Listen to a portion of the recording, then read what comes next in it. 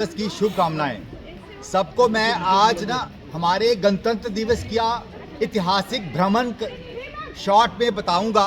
तो ये भ्रमण स्टार्ट हुआ था 1857 1857 में भारत का पहला जो स्वतंत्रता संग्राम था।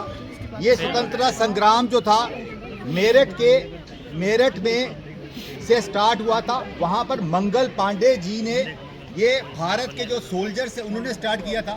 उस समय एक बहुत अफवाह थी कि जो कारतूस है उसमें सुअर और गाय का जो चर्बी है उससे मुंह से काट के खोला जाता है। तो सोल्जर्स ने विरोध कर दिया और पूरी सेना मंगल पांडे के नेतृत्व में दिल्ली की तरफ चली गई और अंग्रेजों के खिलाफ छेड़ दिया।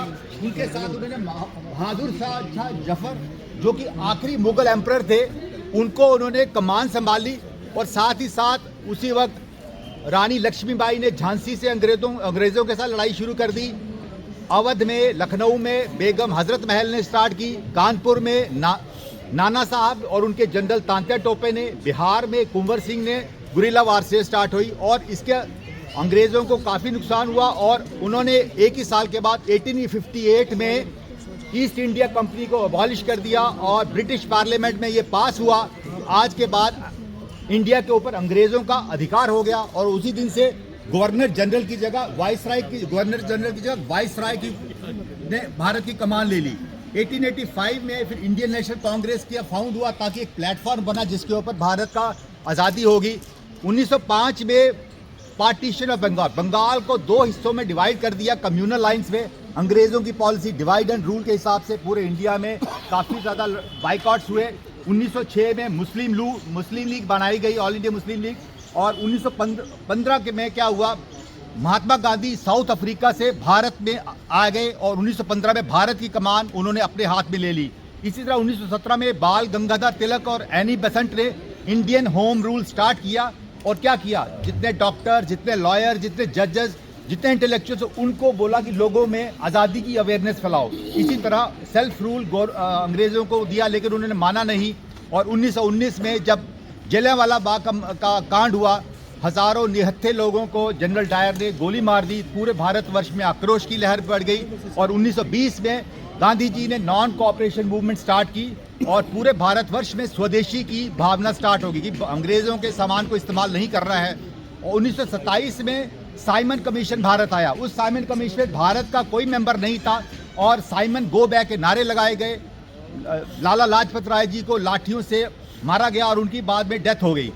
1929 में फिर क्या हुआ, रावी नदी के किनारे इंडियन नेशनल कांग्रेस की अधिवेशन में पंडित जवाहरलाल नेहरू ने पूर्ण स्वराज की घोषणा की और कहा कि 26 जनवरी 1930 को हम लोग आज़ाद हैं। तो 26 जनवरी 1930 को भारत ने स्वतंत्रता की घोषणा की और इसीलिए 26 जनवरी को ही हम लोग रिपब्लिक डे मनाते हैं। और 1935 में गवर्नमेंट ऑफ इंडिया एक्ट लागू कर दिया गया, भारत को एक ऑटोनॉमी दे दी गई और भारत का संविधान वही लागू कर दिया गया। और जब तक कि हमारा 26 जनवरी 1950 को हमारा नया संविधान लागू नहीं हुआ। 1942 में जब क्विट इंडिया मूवमेंट हुई, भारत छोड़ो आंदोलन पूरी भर इंडिया में फैला गया, तो अंग्रेज़ों की नींहें हिल गई और काफ़ी हमारे जो स्वतंत्रता सेनानी को जेल में डाल दिया गया। तो 1946 हमारे लिए ऐतिहासिक दिन था। जो आज का संविधान है, कॉन्स्टिट्यूएंट असेंबली कैबिनेट मिशन जो था वो बनाया गया। इस कैबिनेट मिशन में 399 मेंबर्स थे और लेकिन पार्टीशन के बाद इसमें 299 मेंबर्स ही रह गए। और कॉन्स्टिट्यूएंट असेंबली के चेयरमैन भीमराव अंबेडकर जी को संविधान उन्होंने बनाया और इस संविधान जो दुनिया का सबसे लंबा संविधान है, 2 साल 11 महीने और 18 दिन लगे संविधान को बनाने में।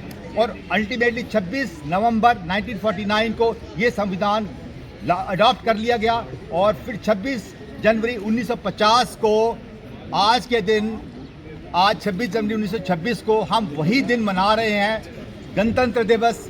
और इसी के ये था भ्रमण हमारे संविधान का। और आज इसी के मैं अपनी वाणी को विश्राम देते हुए आप सबको गणतंत्र दिवस की शुभकामनाएं देता हूं। धन्यवाद। शुक्रिया प्रवीण जी, इन्होंने पूरी हिस्ट्री बताई।